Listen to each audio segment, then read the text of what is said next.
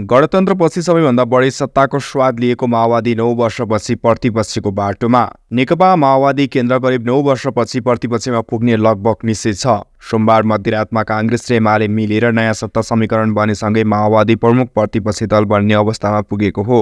अब राजनीतिक रूपमा अप्रत्याशित परिवर्तन नभएमा माओवादी अध्यक्ष पुष्पकमल दाहाल प्रचण्ड प्रमुख प्रतिपक्षी दलको बेन्चमा हुनेछन्। गणतन्त्रपछि सबैभन्दा बढी सत्ताको स्वाद लिएको माओवादी प्रत्येक निर्वाचनमा ओह्रालो यात्रामा छ।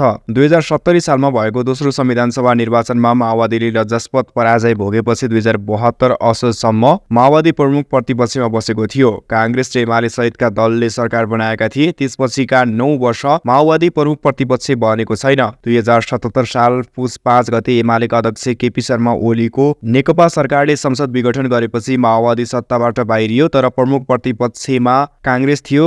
माओवादी सानो दल भएकाले प्रतिपक्ष मात्रै भयो। सशस्त्र युद्धमा रहेको तत्कालीन नेकपा माओवादी 2065 साल मङ्सिर 12 गते सम्झौता मार्फत शान्ति प्रक्रियामा आएको थियो। 2064 को निर्वाचनमा माओवादी सबैभन्दा ठूलो दल बन्न पुग्यो। 2063 सालमा तत्कालीन काङ्ग्रेसका सभापति गिरिजाप्रसाद कोइरालाको नेतृत्वको अन्तिम सरकारबाट माओवादीले सत्ता यात्रा सुरु गरेको थियो। गणतन्त्र स्थापनापछि नेपालका 13औं सरकार बने, 14औं बन्ने तयारीमा छ। पछिल्ला 18 वर्षमा बनेका 13 सरकारमध्ये माओवादी 10 सरकारमा सहभागी छ।